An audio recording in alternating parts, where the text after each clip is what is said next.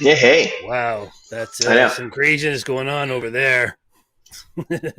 Over this way. Oh, you got it right. I know. I usually Welcome point at to the the microphone. welcome to the for now called the 4040 men. 40 men. It looks Eh, like we're going to be rebranding ourselves in a little while, so stay tuned for it, all you three people that have been listening to us from the beginning. And the 13 in Belgium. Yep. It is the last one of the season because True. baseball finished officially yesterday. Well, no, we did have. I noticed on Facebook because one thing that we're not on that network anymore. People, by the way, we're no longer with that New York affiliated with that New York network right now. We may come later, but we are not. But somebody was following our Facebook Live, and she commented on all kinds of stuff. Oh. Unfortunately, I didn't know they were doing that, so I don't know where her comments fit in with the hour that we were talking. So, like, some of them just seem like really weird, random things to say, but I'm sure they're in the context of They when we made were a hell of a lot talking. of sense, yeah. Yeah, I'm sure they did. But when you just look at it, it's like I have no idea what the hell that was. I don't know what that Well, means. Anyway, I'm gonna have to pre-apologize. I don't have my mic with me, so it's just the air mic. oh, you just started disappearing there too. I know that was just grasping. No, no. I mean your audio started to disappear. Oh yeah, because it takes it from there. But yeah, and there's a possibility of a dog showing up in the midst of this as well. Dogs are cool. Dogs bring Yeah. people. Hey, dogs bring listeners and viewers. Oh yeah. That's all that matters. So Jordan. Oh Yeah, wow. Jordan done did it. Man, It was this kid, he's it only was a 24 years old. 3-run shot, which pretty much sealed the deal. It was I was watching the game. He hit the crap out of the ball. Yeah. Did you see where it landed? Oh yeah. Like you got that big old grassy backdrop for in past that. Well, here's the best part. Like back in the day, that would have been like, even tracking back, that would have been that stupid hill they used to have in the outfield. Oh, it would have gone over Tal's Hill, no problem. Oh yeah, but that's what I mean. Like the outfielder would have had to have chased that back and fallen, as well as watch it go over. That was the dumbest idea for making something unique in the field that I've ever seen. It was a stupid idea. All that idea. does is inviting people to get hurt. It was a stupid idea, but I get it because it's like home field advantage, right? So your outfielders know how to play it. Don't get me wrong. I get the fact that that's what they were trying to do. But Yeah. for the simple fact that it's going to hurt people because if you're running the wrong way, I'm sure we've all done it. We twisted an ankle or something going up a hill that all of a sudden appeared out of nowhere. Or if you're walking down the sidewalk and there's going down somebody's driveway where it dips in where the car is supposed to go and you accidentally step on that. I did it in Mexico. I was walking down the street because, by the way, Mexican sidewalks are fucking terrible. By the way, we can now say fucking terrible.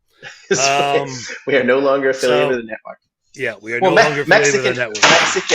Mexican bus routes, which is actually kind of like. Well, no, I stepped on, like, some of the sidewalks are like this, right? Like, they're just broken everywhere, and I wasn't looking, and I stepped on an upswing like that and literally almost tore the ligaments. I was, like, lying on the ground in the middle of Guadalajara going like, oh, man, how the hell am I going to get out of this crap? But it would end up being just like a slight sprain, but, it can happen to anybody. And when you put it in the middle of a baseball field where the guy's looking at a ball, making sure that he can catch it, he ain't looking like it's hard enough to look for the wall, let alone looking for that stupid hill, which is why they took it out. Like it was just a dumb idea.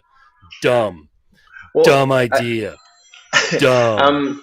I mean, guess one other thing sort of happened for that. Who was the starting pitcher for Houston? We didn't put what yesterday? Yeah. Oh, it was Verlander. Not yesterday. Wasn't it yesterday? No, it was the day before. Day before. But he got his first win. He did. The days have melded into it. But yeah, he finally cracked his World Series win. Well, I'll tell you one thing. Which player over the course of the playoffs for either the Phillies or the Astros made you open your eyes more? Well, actually, Schwarber, to be honest, for the Astros. Um,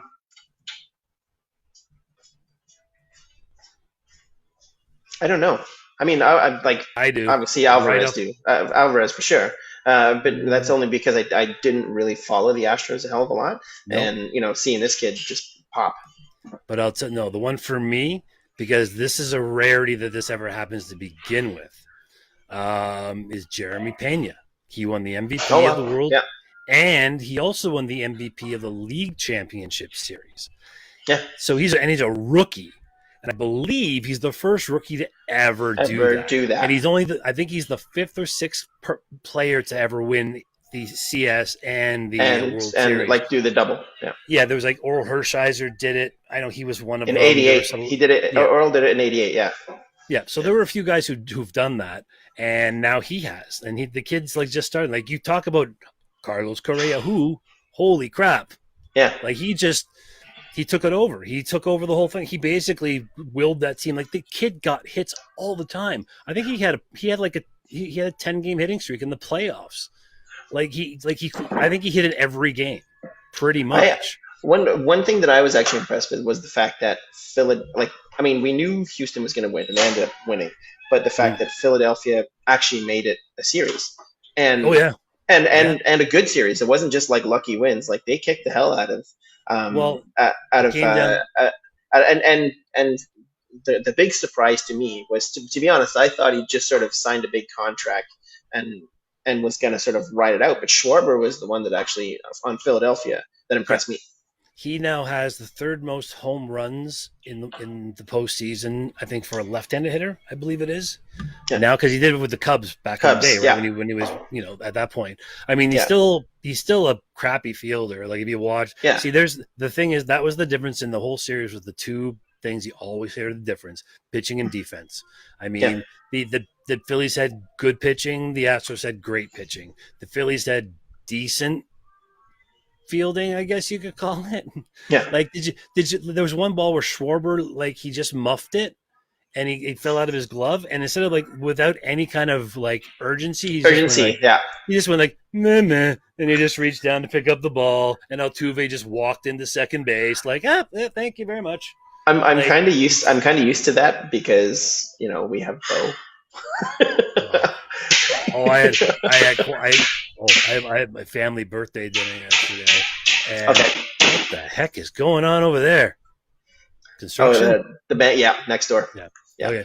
So we were talking about players, and my mom was like, "Well, what do you think?" And I'm thinking, I said, "We got to trade Bo." And I said, if we're going to trade anybody big to get anybody back, we got to trade Bo. And her and my stepfather think I'm insane. And especially my stepfather. My stepfather doesn't. He's like that. There's no. He's this. I'm like he can't throw. He can't. It's been 2 seasons now. I mean, we know he can hit.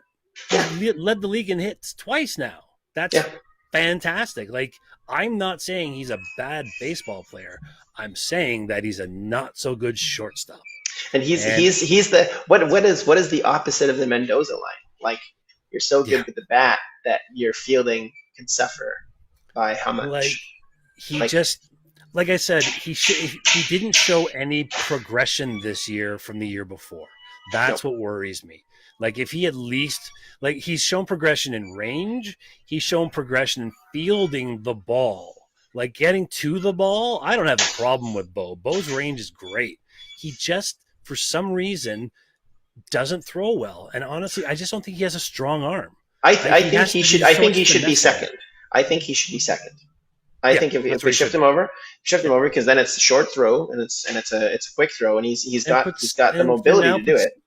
And if we wanted to, I don't think they will, but there is a great amount of shortstops on the free agent market right now that we could get, but they're all going to cost from Correa, or all these guys are going to cost. Trey Turner. Oh yeah. So I think you just flip Bo and Santiago, because Santiago can play short. He's shown it. He can play third. He had an arm for third. He's obviously going to have an arm for. He's a natural shortstop to begin with. Hopefully, he can take the next step this next year and be able to hit the entire season. as opposed to the first half of the season. First half of the season. First half of the right? season, he was the doubles king. So he's making his progression. He came and he did the utility duty all through the season, did about 80 games. Then he comes as a starter and he plays through it all and then dies at the end. Excuse me. Hopefully this next year will be the next step up. He was a little older rookie. Like, he's 27. Yeah. 26, 27. But I mean, he's still a rookie. Like, he's still got. Well, he's the one we got in the Steve Pierce deal, right? He's the guy we got from Boston. He was an older prospect then, like he was like 24. So I fully forgot about Pierce. Speaking of a guy that really lit it up as soon as he went. There's a lot of Blue Jays that you just said then go like, oh yeah, I totally forgot about that. But he was another World Series MVP for Boston. That year. That year. Yeah. Like when we gave it to they went to the World Series with Steve Pierce and that guy killed. And it's like we got Brandon Drury last year, the year before, and he sucked when he was here. But all of a sudden, he goes to San Diego, and he's like all-star third baseman kind of guy. Like, it's weird how some guys are like Brad Hand. Some guys just don't work in certain situations. Like, if you can't expect them to work well in all 30 teams. No, but it's the same thing, right? Like, Mark Estrada sucked. And then we picked him up and turned him into a stud. Chris Carpenter, who for us was consistently injured.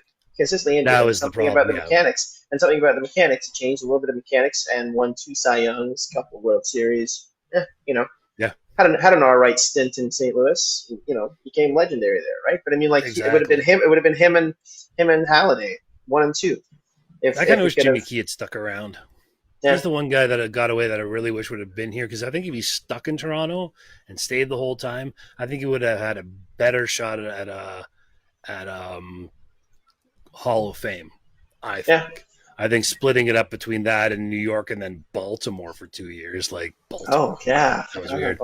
No, I forget. Like it was on a Twitter thing I was looking at. This guy said he posted like, "Here's my favorite Blue Jay of all time," and he posted just the stats up. And I'm looking at going 84 to 98, and I'm looking at it, and then I saw the number 2.76, and I knew it was Jimmy Key because he won the ERA title that year with an ERA of 2.76. That's how it was. And I know Steve's lowest was 2.48. Yeah.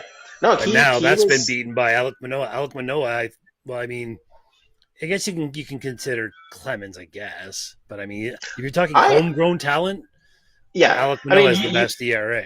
You have to consider Clemens. I mean, like Clemens came over and in 2 years won the Triple Crown and 2 Cy Youngs. So I'm saying homegrown pitchers with low ERAs. Alek Manoah, Dave, Steve, that's the breath he's in now. Like Alek, if he keeps going the way he's going, he's going to be in his own breath.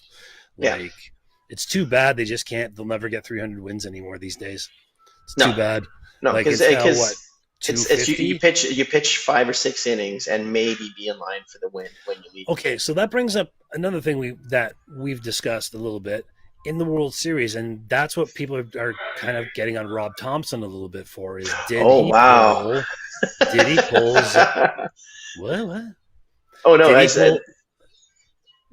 no, I'm you're talking about the no-hitter. Yeah. No, not the no-hitter. Oh no. Oh, okay. No, I'm talking because that was Dusty. I'm talking Rob Thompson. Yeah. He took out Aaron Nola early in one start. He took Zach Wheeler out really early yesterday. He'd only thrown like 70 some odd pitches, and it got to the whole, well, he's going through the lineup for a third time bullshit again. And he was killing it. Yeah. The guys were saying his fastball was averaging 4 miles an hour faster than it usually does. And who gives up the home run? Yeah. And here's the thing: right. the guys on the broadcast, like they watch a lot of Philly games. So they've seen Wheeler a lot, and they're like, "This is the best we've ever seen him throw." They kept saying it over and over. This is the best we've ever seen him throw. And I get why Thompson did it for the lefty-lefty matchup. Like I get it, especially with who he put in. I can't remember. Anyway, I'll look it up in a second. But it made sense. Like the move made some semblance of sense if it works. But this didn't work. This is the thing too, though, right? Like it is do or die. So like and it's so I don't fault him for doing that because it is literally like their life was on the line, even though they were winning at the time, and they needed to win the game. They needed to win the game in order to do it. But it is essentially in like it was the last game of the World Series. So I don't fault a manager pulling someone out in that sense. But also, why not? Why also not let him go if he's killing it? Yeah, Because well, I like think the it's reasoning. Go ahead. oh no, I was just gonna say because it's the same thing with the no hitter. You got a no Yeah. hitter, and then you pull, and so it's a split no hitter, but it's still a no hitter. But Man, there were so many Astro fans. Super. Do you know where there have been debates online about what a no hitter is? So there's these morons coming out and saying like it's not a no hitter if it's more than one pitcher, and people it are like totally is. it it is. It's just a combined no hitter. Well, it's Yeah, not a good. It's not as good as a regular no hitter. It's like it's why not. not? It's still a regular no hitter. Like I know you're saying, like the one person no hitter is way more impressive than a 4-person no hitter, Yeah, maybe. But I mean, people were like really angry about this, saying it's a travesty they call this a no hitter. I can't believe they would say things like that. And I'm like, but it is. They didn't get any hits. They yeah. got no No, hits. no one got on base. No one got a base. Like no one walked. No one. No, there were Sorry. walks. There was a walk. No one got a hit. I was thinking Yeah. perfect game for a second, but yeah, no Yeah, one got a no, hit. there were. I think there were 2 walks. I saw one of them. I think there were Yeah, 2, but yeah, no, but they were killing it, all of them. But that's the point of having the Houston bullpen is that that's what they can do. And Dusty could let them fall right out of their ass because he had a day off after this, so he was yeah. able to rest the pen anyway. Mhm. So why wouldn't you? And that's what he said. He actually said that. He's like, well, let him go. That's why they're here. Yeah, We're not here to for like individual glory. And that's the other thing about the World Series. That's the best part of the whole World Series is Dusty Baker finally got a got World to work. Series Yeah, as a manager. because how many like he went 3 times in a span of 5 years with Texas, Yeah, and something like then that. had left Washington when Washington won because he was the manager for Washington for a bit. Well, he remember he had San Francisco for a while there. San Fran for a while, and it was Bochy that won all those. Yeah, like but Like the big thing though was he well was the big manager of the year span. 3 times. Yeah, the big span was Texas. Texas it was 3 times, and he got nothing out of that. Was it So with Texas that he did that? Texas, well, like it was 3 times in 5 years. Texas made it. Texas lost to the Cardinals when the Cardinals got their 11th. No, I just didn't. I just for some reason I don't know why I don't recall him managing the Rangers. It just doesn't sound right to me. You know I might what? be wrong. Okay. Sorry. You know what? I'm literally confusing him with Ron Washington. I am confusing him with Ron Washington. Ah, But he was the well, manager. Ron Yeah, Washington is a skinny little bugger, and yeah. Dusty Baker is a chubby little bugger. Chubby little bugger. I'm confusing him with Yeah. Ron Washington. That is bad. Okay. That is bad, Greg. But still, Let's see. I'm going to see what I can look up here for his Baker manager. while you are checking that out, I don't know if you saw this. This is something we can actually show because I can just credit the pictures. Is it a where we penis? from. No, it is what The new picture. What the Jays are doing right now with the dome. They're starting to take down some of the 500 level, some of the seats just off of the back there as well. Like Yep. they're They said they're taking the 500s, the 100s, and the 200s. They're taking all and the seats. and they're also demoing a good chunk of it, the 500s, and also combining the seats in what is it, the seats in the 200s or 300s right over essentially the batting eye. They're coming out. It's gonna go into like some kind of big sort of fandangled bar that they're putting in there. So it's kind of cool. All right, here we go. So Yeah, all right, Dusty Baker first managed the Giants from '93 to 2002.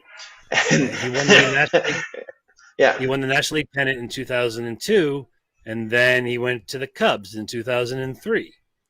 And he was with the Cubs for 4 years, and then till 2006, and then 2008 he took over Cincinnati, and that went till 2013, and he was out for a couple of years. Came back in 2016 with the Nationals for 2 years, and then back with Houston 2020. So was Dusty the manager for the Bartman game?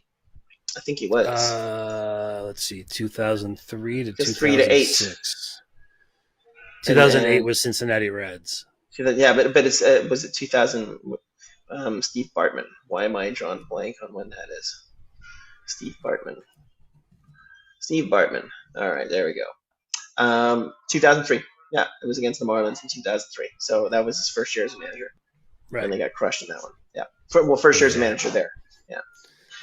So he, I think, has a number of ejections. He's only been ejected 25 times. Oh, God. Like Gibbons did that in 1 year. That's like once a year. The most he's ever had in 1 year is 3. There's been many years where he's had none or 1, and a couple where he's had 2. He's just, you know what? He's just one of those guys. Like he was a protege to Hank Aaron. You know, he shared rooms with Hank Aaron, and Hank Aaron took him under his wing and taught him the intricacies of the game. And you know, you watch this, and it's like you're looking at, you know, like a degree of separation from like a great era of baseball, and that's what he's doing. So cool on him.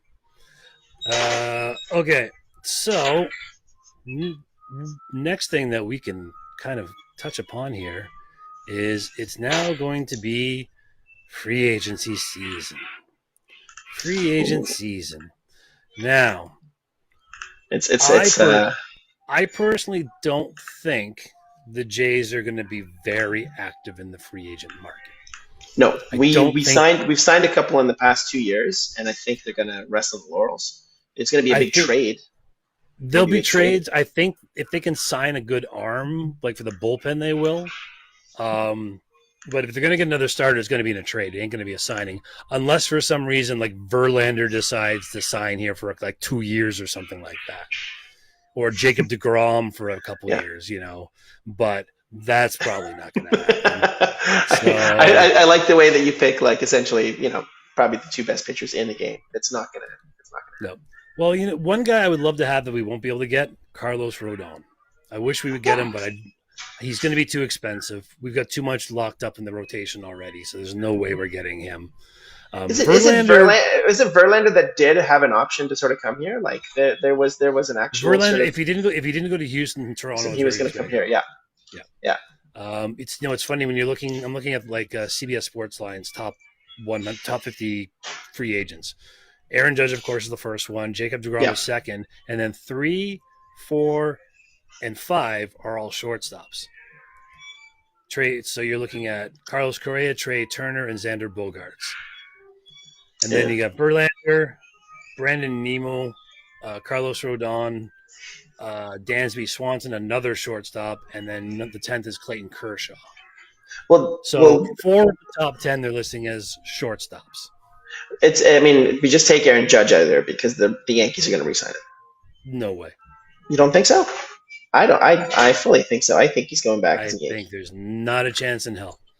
I think he's either going to go West Coast, where he's from, or he's going to go somewhere where there's more, I think, where they're younger.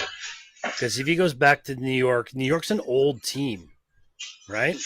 And they still have these prospects to bring up, but the prospects are turning 25, 26 years old because they're still prospects because they keep signing all these old Ross, you think Aaron Judge is going to re-sign with the New York Yankees? 100%. That's what I think. He's going 100% as well. No, it's no chance. No. Yeah, I see the West Coast bit. I see the West Giants Coast bit. Or Cubs. Well, see, the Cubs have the money to throw around. The Cubs have been rebuilding a bit, and they've got a few good pieces, and I think they're ready to take a step forward. And the Dodgers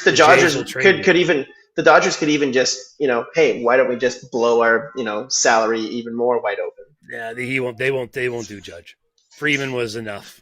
Like, they've got enough dollars. You know what I mean? Like, even there, they've got to have a limit. But they've become the new Yankees now. Yeah. Like, they become the Yankees of like the late 90s and early 2000s. I mean, I think the best place for him to go would be something like San Francisco, or it'd be hilarious if he went to like Anaheim. That would be funny as fuck. Because then they just have like, you know what I mean? Like that, you have 3 ridiculous talents and nothing else.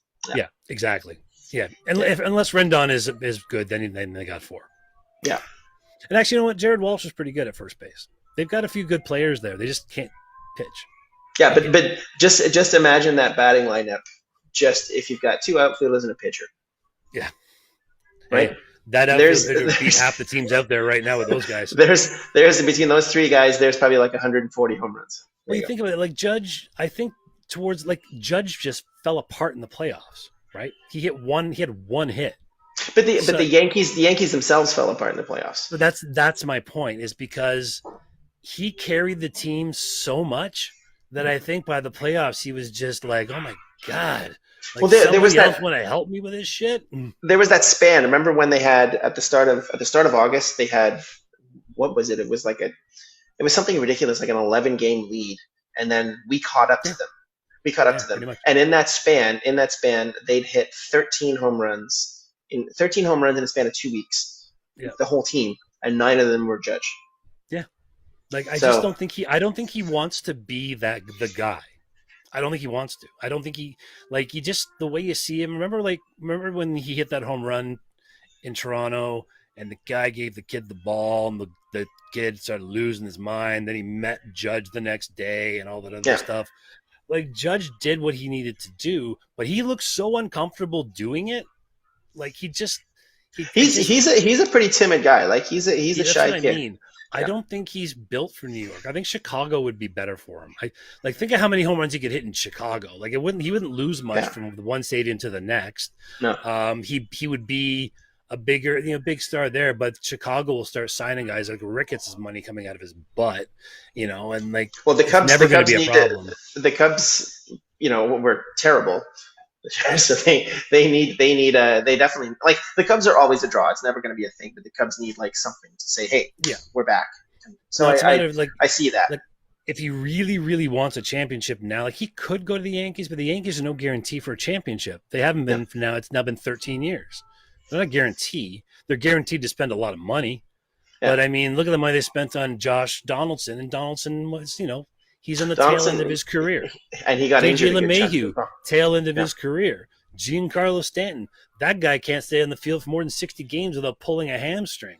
Yeah. Aaron Hicks can't hit crap if you watched him. The best player they had in the last month was Oswaldo Cabrera, and he was a rookie. The best player they had, they got rid of because he got good as soon as he left the team. Joey Gallo. Yeah. I wouldn't go that far.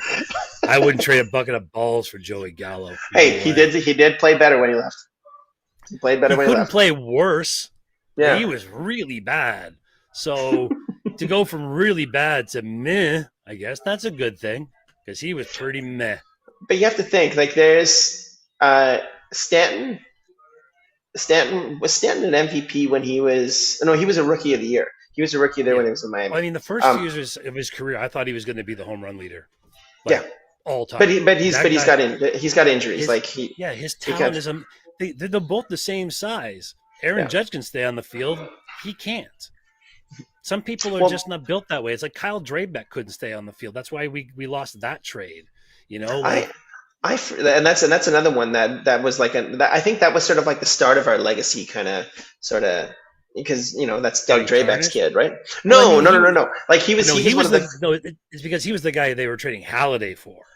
Yeah, that's pressure on the kid. That's a lot of pressure on a kid to be like, okay, we're trading the best pitcher we've ever had, and a guy's going to make the Hall of Fame for you. Didn't Laurie come over in that as well? No. Brett Laurie? No, Laurie was Oakland. Oh, No. Sorry, we traded him to Oakland. Laurie didn't come over in that. I thought Laurie came over from Philadelphia. This is gonna bother me. All right, I'm gonna take 3 seconds and type in Brett Laurie here. Typing it in too. Yeah. All right. Well, while we're doing this, come on. Hi, Annabelle. You want to pop up and say hi? No? We've got a dog here. Here we go. Nope. Milwaukee Brewers. Yep. Milwaukee selected in the first round, 16th overall, traded to Toronto exchange for Sean Markham. December 6, 2010. Then traded for Josh Donaldson with Sean Nolan, Kendall Graveman, and Franklin Barreto. The only one of consequence there is maybe Kendall Graveman. Yeah. But remember Franklin Barreto was supposed to be the king shit. I liked I liked Markham though. Markham was good for us, and Markham actually had a pretty decent stint in Milwaukee afterwards as well. Like he Well, did let's all see. right. And then he was traded to Chicago White Sox in 2015 for J.B. Wendelken and Zach Irwin. Then the Sox released him 2 years later. 2 years after that, Milwaukee signed him as a free agent. And then 4 months after that, they released him in 2019. So the last transaction was June 18th, 2019. Milwaukee Brewers released Brett Lawrie. Yeah, well, I remember a little stint in on the White Sox. I do remember that. Yeah. And then so I remember that too. Was, yeah. So if there's any free agents, I'm going through a few more here. Anthony Rizzo, Chris Bassett, Edwin Diaz. Oh man, I would love to have Edwin Diaz. Did you ever watch the Edwin Diaz entrance? Yes. I mentioned to you. Yeah. Isn't that the best entrance you've ever seen? Holy crap! The one I saw had like a live trumpeter playing that song. Damn. Hey, he's going to be a very sought after piece. You know who you forgot to mention in that, unless you did, and I didn't hear it. David Price. David Price is a free agent this year as well. Well, I've been going through. I'm just going down the top 50 list.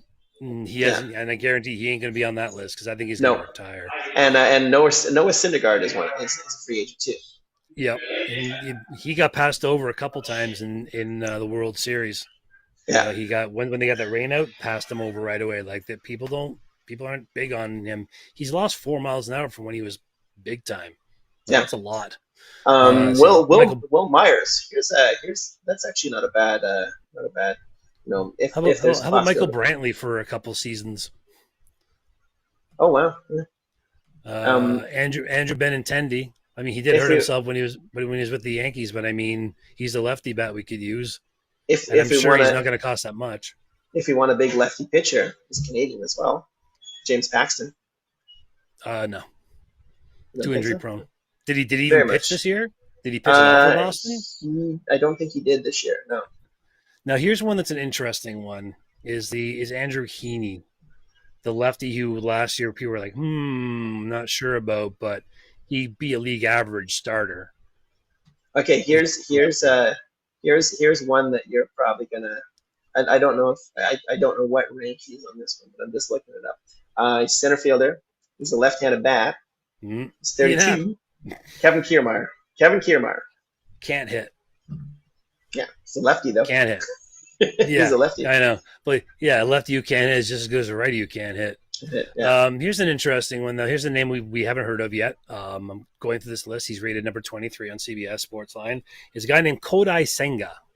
Senga is 29. He's expected to pursue a big league contract this winter after spending the first 11 seasons of his career with the Fukuoka SoftBank Hawks of Japan's Nippon Professional Baseball League. I love the Japanese names. The SoftBank Hawks. The SoftBank Hawks. Yeah, because obviously it's you have the city, you have the company that sponsors them, and then you have the name, and it's the Nippon Ham Fighters. And I was like, what is a ham fighter? But it's Nippon Ham Fighters. Yeah. And then let's see, he's an accomplished right-hander who posted a 1.89 ERA and a 3.18 strikeout to walk ratio this season across 148 innings. His best pitch is a lively mid-90s fastball and a devastating quote-unquote ghost forkball, a true out pitch in the majors or anywhere else. Yeah, literally quote-unquote ghost forkball. That's kind of cool. Ghost, yeah. I actually have heard of that, and it's a big J League pitch. Ooh, here's an interesting name for the outfield. Jock Pederson. I just saw that. He's 30, lefty. See, and he needs to get out of Baltimore and you get in a proper fight with who is it that he has the grudge against? Cincinnati. Cincinnati. It's Tommy Pham. Yeah, it's a fantasy football. It's a fantasy football one. No, but that's what I mean. Like he has to come here so that they can actually be, because he got traded to San Fran, and he signed with San Fran at the beginning. That's what I mean. He should be in the same division as Tommy Pham. Let's see, Christian Vasquez, catcher, no. Kevin Kiermaier, no. Jurickson Profar, no. Here's another one who's actually not bad. He's a little old, but it's another lefty. Cole Calhoun. Cole Calhoun, I thought maybe at the beginning of last year, but I think he ended up getting released by the Rangers. I think. So if you're getting released by the Rangers, you're not good. Did you mention Corey Dickerson? No, but I think somebody who is interesting, that this is what I didn't understand, because I thought he got better towards the end. And there's people, this is the one of the guys that actually CBS Sports Line thinks the Jays might actually get, is Michael Conforto. Because Conforto had a shoulder injury and he didn't play last year. And he had a bad walk rate. So he could sign for like a minor league deal or like a minimum major league deal, and just to give him a shot. And I guarantee, it says landing spots, Rays, Blue Jays, or Braves. And I think he thinks he'd have a better shot to play here than he played any of those other places. Because we are going to get rid, like I said, Teoscar Lourdes is going to go. I mean, just to make room for that lefty. So if you can sign Conforto to like a couple million, and then have incentives built into it to like say 10 or 12, so he can rebuild his own stock because he was injured, and you'd end up trading Teo and Kirk and maybe another kid in the minors, and you get yourself a rotation piece or some pretty damn good bullpen pieces. But I would personally start with just finishing off the rotation first with somebody. I mean, bullpen pieces, we could probably come up with a couple guys like we talked about Ulueta. He could take the place of some guys. Maybe they'll bring Phelps back. Who knows? Here's a fun one though. It's not that he's awesome, but that he is a left fielder, lefty hitter, and he's Canadian. Playing for he's a free agent now with the Tyler O'Neill. Tyler Naquin. Only because he's a local boy. Yeah, I mean, he's not a horrible player. He's not. He's just. But that's a guy that could come here and they could sell a ton of jerseys. Like if you want to make a little cash on your return, because we could sign him at a dirt cheap price. I don't think they would care. They'll sell enough jerseys with Manoah's name on them. I don't think merchandise is their problem. Naquin, it's never been the problem. I mean, Naquin could run. Like if he's still got the tool set after his injuries, maybe I'd sign him as like as I bring him to spring training as a non-roster invitee kind of guy, because he's not going to get a major league deal. He's not. Yeah. He just hasn't but he has potential. He's just another one of those potential dudes. So this top 50 list didn't have a lot of great names. Like the free agency isn't as great this year as it was last year. I mean, it drops off. Like number 50 is Carlos Estevez. Ooh, Charlie Sheen, his real name. That's Charlie Sheen's real name. It is. It's Emilio Estevez. Carlos Estevez, Charlie Sheen. He took his mom's last name. His mom's Sheen. He took his dad's last name, and his anglicized one. But it is Carlos Estevez. Yeah. Too bad he's still a weirdo. Taijuan Walker's is a free agent again. Oh well. And it says landing spots: Rockies, Royals, or Nationals. Like, I don't know, because he's a 105. He'd be decent at the back end, like, I don't know. Did you mention Alex Dickerson? Because Alex Dickerson actually he's a lefty. He's got a pretty decent bat. Corey Dickerson, which you mentioned. Yeah, but I mean, Alex Dickerson is as well. He's up. His contract is up. He ain't in the top 40, I'll tell you that, or top 50. This I'll tell you. Here's two whose contracts are up. If you want to go for a little ride, Ryan Goins and Drew Hutchison. Here's a great name, Pierce Johnson. He's number 49 on the list. Pierce Johnson, limited by 4 total. He has the 13th highest strikeout rate among relievers, minimum 100 appearances since returning from overseas in 2020. He struck out nearly 33% of the batters he's faced by spamming his sweeping curveball and mixing in his mid-90s fastball. Oh, that's cool. He has a tendency to walk people, and that vice could limit him to a middle relief role, but he's a good value signing, they're saying. Yeah, that sounds like somebody I would take a flyer on if he's striking out a third of the people, because that's what we need, our strikeout guys. Yeah. In the bullpen. That's it. We don't need guys who can pitch. We need guys who can pitch 100. Yeah. So because we've got mid 90s guys. That's our exactly. That's our stock. So I mean, I would sign for this one. I would sign Conforto. I would trade Teo and Kirk. to get ourselves some pitching, and then you just start signing arms, boatloads of arms you can throw hard and hope one of them sticks. Because until, like we talked about, until our A-ball players start making it up here, it's going to be, there's just no telling what's going to happen. So that's not a good start. Our good generation of talent is already on the team right now. That's the thing, right? They're going to get expensive. They're going to get expensive because that was when we were the best or the second best farm system in the league, when all those guys were in the farm, and now all these guys are up here and they're killing it. Don't get me wrong, they're doing great. But now we're 20th or something. Yeah, and that's the thing. We've got to sign Bichette to some money this year because we're going to keep him. They're not going to trade him because he's played his way back on the team because he was making $800,000. He could have signed a contract last year, and then we would have been pissing and moaning about at the beginning. Well, he chose not to. Yeah. He didn't want to sign an extension, and that's the other thing is he doesn't want to sign an extension. He didn't want to sign an extension. I still wonder if he actually, honestly, in his heart, wants to be here in Toronto. I don't know if this is where he wants to be. Well, he's he's a Florida boy and stuff. Yeah, he's a Florida boy, right? But I mean, do you really go down? But I mean, he was also a Colorado kid for a while because his dad played up there.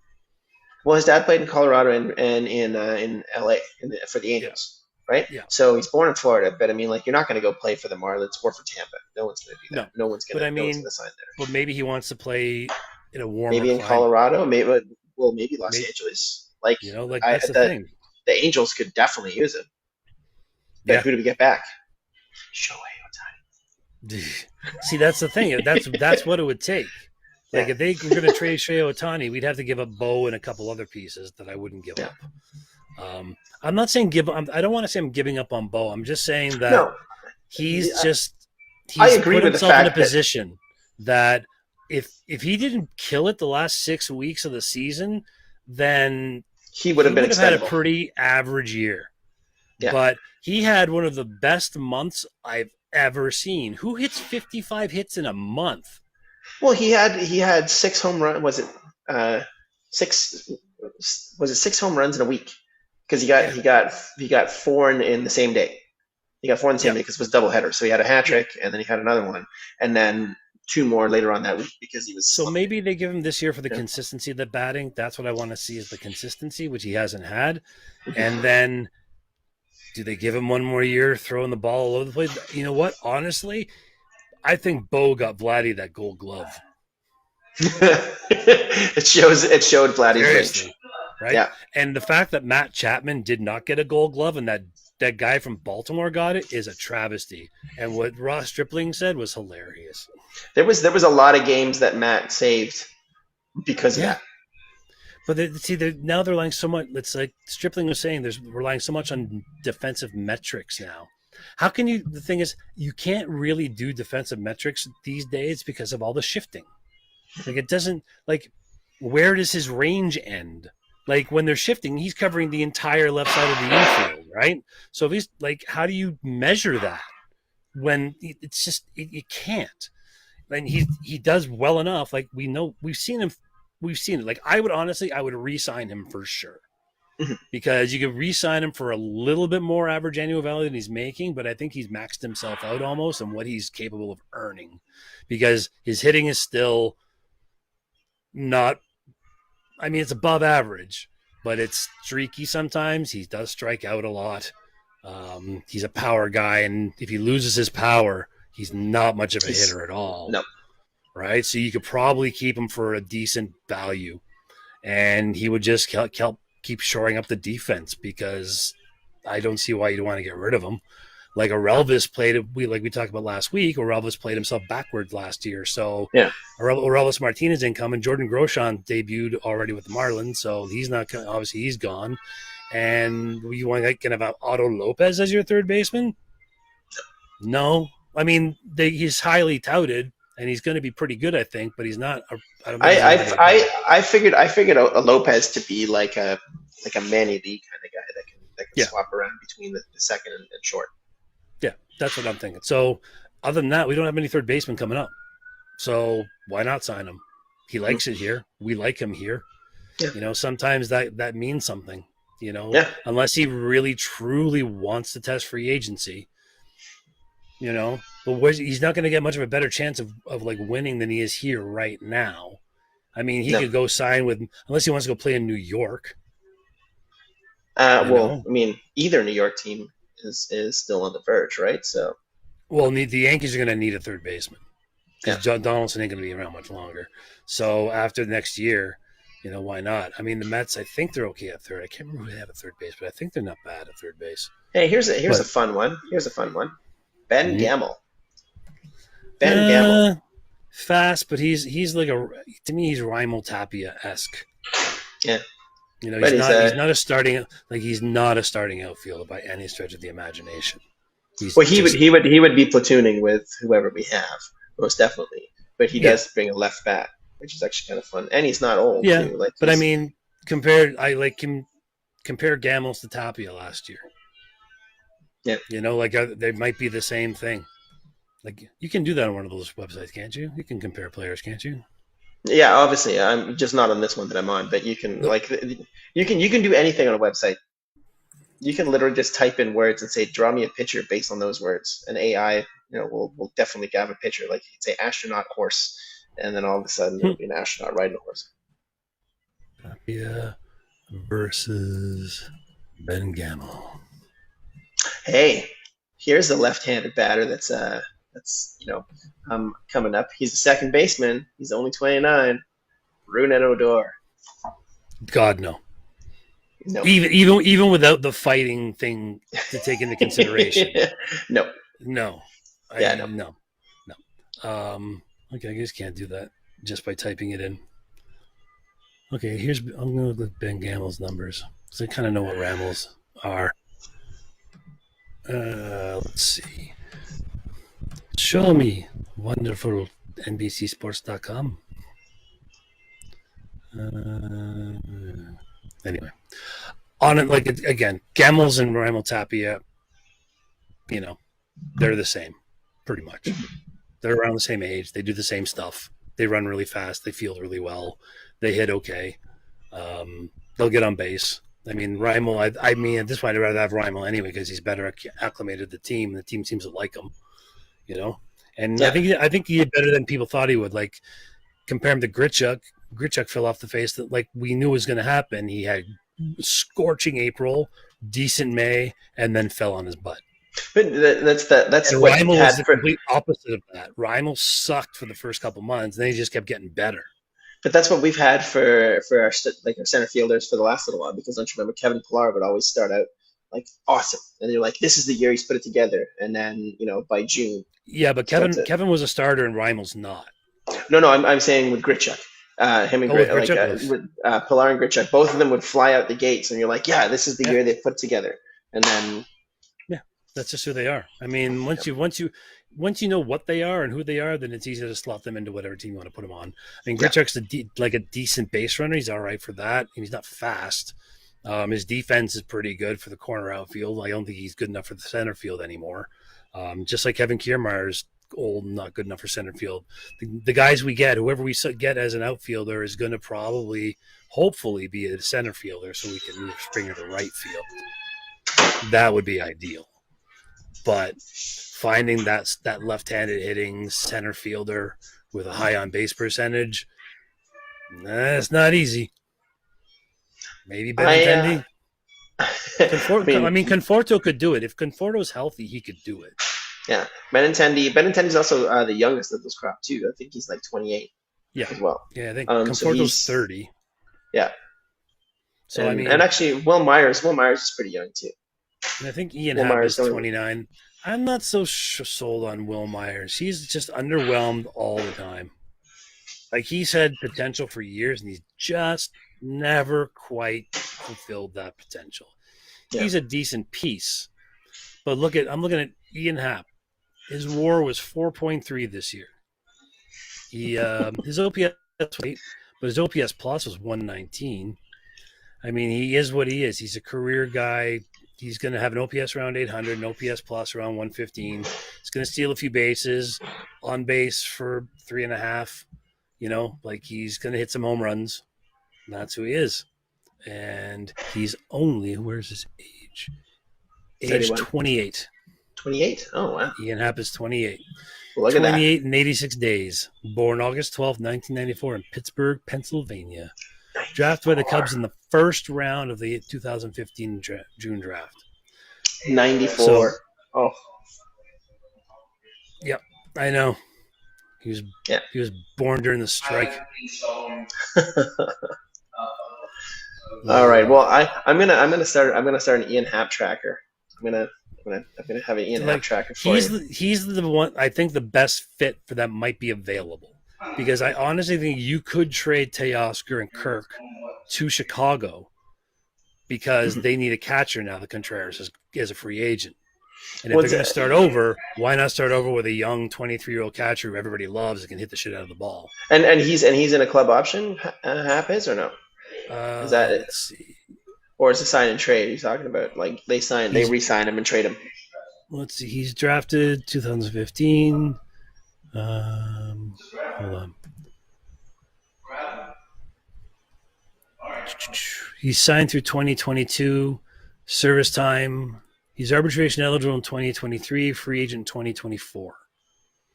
So he's still under control for 2 seasons. Okay. So yeah, so they can. That's a trade.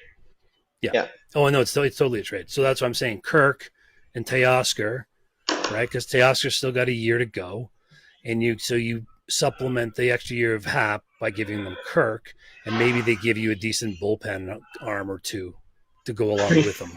I mean, we could, if we want, if we want, and it's actually good on the books. We could sign Bob Bonilla because I mean, like he's only getting paid $1.14 million a year.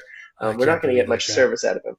No, and it's gonna go for another 13 years. So 2035. It's the most ridiculous contract I've ever heard of in my life. But he's essentially smart. At least on his end, it's smart as hell. His agent is a genius because like he was supposed to get a ton of cash. The Mets owner got fleeced in the Ponzi scheme, and his agent. That was the Bernie Madoff stuff. Yeah, his agent got him essentially like a pension plan. Pretty much. he gets 1.14 million American. There's another player that has that too. I can't remember who it is though, but there's another player who has something like that. Can't recall who, but I think you might be seeing that more because this is the whole thing. Baseball is a representation of the rest of the world, right? And it just things keep going up and up and up and up and up. I mean, it can only go so far. Like it's inflation. Yeah. I mean, so if we want to skip off like the baseball track for a second here because of this, because we're now going to discuss more things. And since we're based in Toronto, in Ontario, there is something going on that's really bothering me. And it's the fact that Doug Ford thinks he can take away the rights of union workers by using the notwithstanding clause to make them go back to work for $40,000 a year. Like my family tried to make the argument about they have 153 days off. So 40. Yeah, the education industry hasn't had a across the board pay increase for 10 years. Well, I look at the teacher salary because we talked about that. We had a big discussion during my dinner. Teachers make pretty good money. They start at 56. They can max around 97, depending on where they're teaching. So it's not bad. It's not horrible. I mean, they're paid way more than a lot of other places are. I mean, I'm not saying it's a great wage because the way things are these days, there is no safe. There's no good wage, happy wage, right? But 40,000, and like they made the argument, well, if they were making the argument, well, if they don't like the job, they can just quit. And I'm like, okay, and then do what? Change your entire career. Yeah. And like, what other specialists are going to come in and work for that? Well, somebody will take the job. I'm like, do you want just somebody dealing with your autistic child? Do you want just somebody dealing with a kid with a learning disability who bashes his head against the wall? Like these workers deal with a lot of crazy stuff with these kids, and I don't think people take that into consideration of how much these EAs actually have to deal with. It's not just about the salary. It's about earning what you're worth for the work that you're doing. Like they're asking for $3.25 extra an hour. Now, the inflation rate since their last major contract thing has gone up like 11. I think it was like 11 or 12%, and their pay has gone up 4 or 5%. Yeah, which means that they're taking a loss. And now these same workers are being told they're going to lose $4,000 if they strike. When the government's going to take $4,000 away from their $40,000 salary already. And the guy that's telling them that makes what they make in 2 months. Lecce was one of the and didn't they vote themselves a 20% pay increase recently? Mm-hmm. And don't they take more days off? Like, if you want to talk about that stuff, I'd rather take the work of an EA against the work of a fucking MP any goddamn day. Well, you gotta do like what's her name? I can never remember her name, but the Prime Minister of New Zealand. She was actually pretty awesome. Oh, Jacinda Ardern. Jacinda Ardern. Yeah. Yeah. When everyone was getting, was losing work or whatever, she implemented with the government. She's pretty much forced them, said, look, we're going to take a pay cut. We're going to take a 30% pay cut because everyone else is doing it. So why don't we?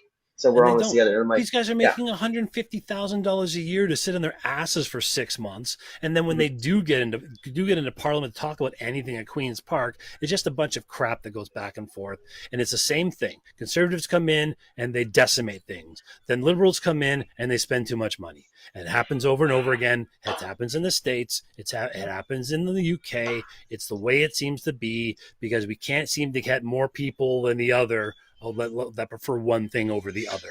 And the fact that these people think you can live on $40,000 a year is a fucking travesty. I'm like, okay, so great. They get their 153 days off, which also includes training they have to do, which also includes preparation for these classes they have to do. And then maybe they're going to have to take a second or third goddamn job that pays them nothing just to make enough money to get by.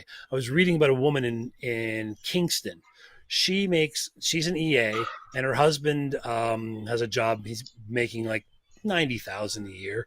They can barely afford anything. Like they said, like our kid had to get she had something she had to go to the hospital for and get a checkup for. It was like $4,000 they had to pay, and they had to borrow it. Like they don't even have good enough health care to help the kids out. Like this whole thing is ridiculous. All these people, like people think that unions are stealing all the money. Like the person I was talking to yesterday about this thinks that he's all against unions because he thinks all the union heads are still like the same union heads as they were in the 1960s, where they take all the money and they steal it. It's not Jimmy Hoffa. I like that anyway. Yeah, this isn't Jimmy fucking Hoffa. Like it doesn't have. Like I'm sure they get paid. They get paid whatever they got to get paid. But I guarantee you, they're not policing the union because there are barely any unions now as it is, and that's the problem in the fucking first place. We need unions. I have the answer for this because you were saying, when the conservatives come in. Oh, sorry, I'm getting comfortable. Yeah. Oh. When the conservatives come in, they wreck everything. Mm-hmm. When the liberals come in, they spend too much money. Do you know who will come in and save the day? Ian Happ. Ian Happ will save the day. It's true. Ian Happ will save the day. Ian Happ is like the NDP. Well, no, it's a ridiculous thing. It really is. Like to give them a living. Like I think a lot of these people who are against QP don't understand what a living wage is now. Yeah. Like I'll give it to you. But that's the thing. Is like if you actually have a conservative mindset, your conservative mindset is, well, it was always better back then. So you're thinking of what the wages were back then. It's like, well, of course they can live on that one. No, it's now. Yeah. Like you've got to pay people in accordance to what they're supposed to get. This just gives even more credence to the idea of a universal basic income, in my book, because if you can't give people shelter and food, then what the fuck is the point of having this society if you can't help the people? Like I get Americans don't give a crap about helping each other out. They want to help then you get to build a spaceship that looks like a giant penis. Yes, exactly. And they just don't give a rat's ass. It's like every man for himself mentality, unlike everywhere else. But I mean, here there has to be a form of socialism. Like that's what makes us a little better. There is a form of socialism here, and that's the thing. Socialism is just a fucking word, people. Mm-hmm. Like it basically means we as a society want to help out those who can't help themselves. And I have a very vested interest in this because I can't, because of my disability. Remember, I used to be fine. When Greg and I worked together at this restaurant down in downtown Toronto, we were busy as fuck in that place. Like, where's my water? I mean, the Rolling Stones concerts, the Leaf games, all that stuff. Oh, yeah. Busy as hell. And I was good at my job. And then I got a disability that didn't let me do the things I wanted to do. You know what this government has given me? Fuck all. That's what they've given me. They took away my ability to get a second career because of the way I was let go from my other job, because I was let go in an unfair way. And ever since then, for 13 years, I've been fighting. Greg knows this. My friends and family know this. I have been fighting to get disability for 13 fucking years because they don't think that I'm disabled enough, but I'm disabled enough to not be able to drive a car for the rest of my life. It's time for people to start thinking about everybody else other than themselves. Like, great, the person that I was talking to, he owns a great big house and he has a lot of money put away. He invests well. He works his ass off, owns his own company. Great. That's what we all would like to do. But some of us don't have those opportunities. And people should be given the opportunities. And if they're not given the opportunity by the government, then what the fuck is the point? Like, why would you want to be here? Like, right now, I still have to live in the outskirts of Toronto in, like, Brampton because I can't afford to live in Toronto. But Toronto has the public transit I need because I'm not allowed to drive. So you see the problem here. When the government doesn't help you out enough, when you've got a disability that doesn't allow you to do very much, they should be there to help you. And just because they think they can add 5% on a disability, for example, they think that's going to fix the problem. I'm sorry, but $1,400 a month helps nobody. Nobody.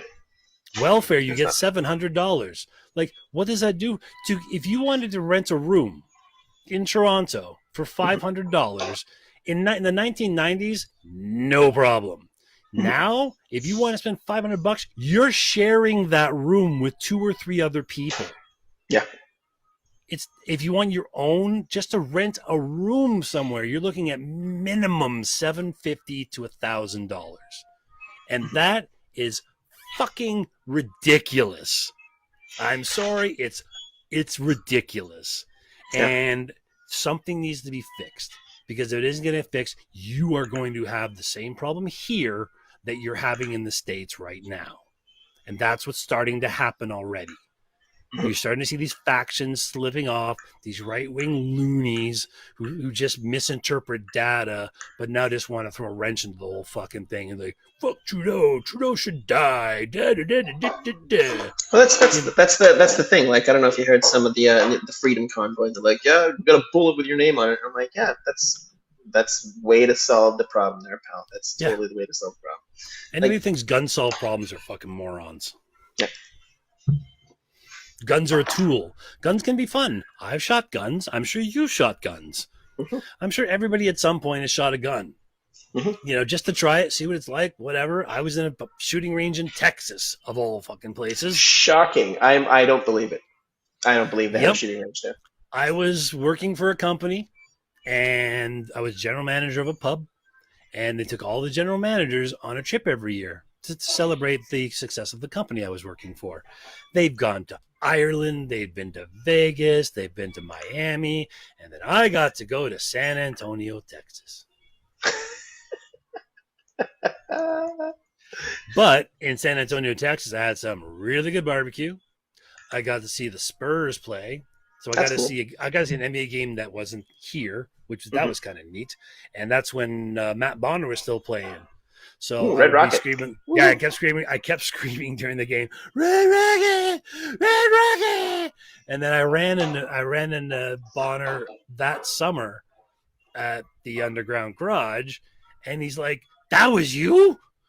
Because he couldn't figure out, like, who the fuck. He was like, "Who the fuck is screaming Red Rocket in San Antonio?" That was me. I got to see all kinds of crazy, but we went to a gun range, and I shot semi-automatic rifles, automatic rifles, handguns. We did skeet shooting stuff. Like, we shot a lot of fucking guns, and they were very, very adamant and very careful. They're like, being the people that were awesome. Like, most Americans are awesome. They are. They're nice people.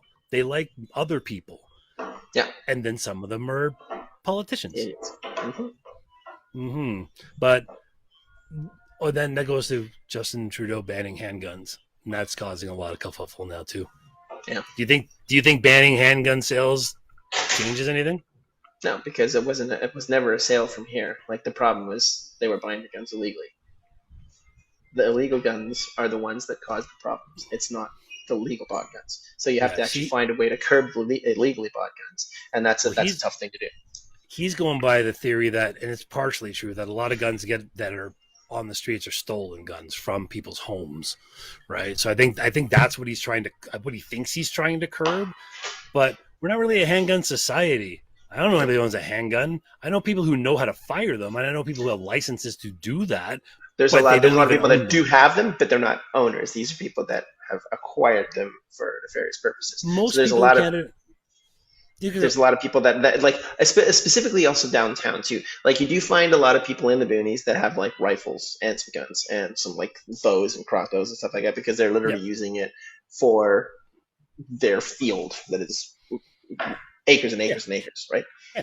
So that's what my buddy has. He has a couple rifles. He has some crossbows. A lot of it is to keep animal populations in check. You know, that's especially in Ontario, that happens. Like, they'll let something lax, and then all of a sudden be overrun by turkeys, just like the WKRP episode, and you have to go and shoot all the goddamn turkeys, which is great.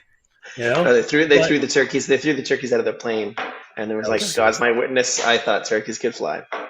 They hit the ground like sacks of wet cement. Well, here's the thing. We're probably gonna wrap her up actually around about now, because I gotta mosey on home. You're getting tired. Oh yeah, my day started at 3:30 this morning. Yeah, I got homework to do with my voiceover stuff, so yeah, I gotta do that too. But it's my birthday in a couple hours. Woohoo! We're gonna take a minute break. We'll probably have one more 40 minutes, do like sort of a year-end wrap up, and then we're gonna change the concept. So it'll be something fun. It'll be something fun. Maybe it might get us in the same room every once in a while. That's a possibility, because it doesn't it doesn't have to be at a specific time, and that would be great. Nope. Yeah. And we'll just steal it from those people at Stage 10. Please use Stage 10 in front of your stuff. Oh yes. And we also tell them things that they need to do to make it better, and they do it. And they do it, and they listen to us, and they're great, and they're nice people, and Dave is awesome. Yeah, Dave's a very good person. And also, if you want to hire me for your voiceover works, I'm available. That's my vocation, man. Can't work in a store, so mine is Jeff Morton. Like this. Jeff Morton at gmail.ca or gmail.com. Yep. And also the CanadianWay.ca. Jeff at the CanadianWay.ca. Which reminds me, after we're done signing off, I got to show you something. Cool. All right. It's going to be his penis, folks. All right. Later. I don't like showing my...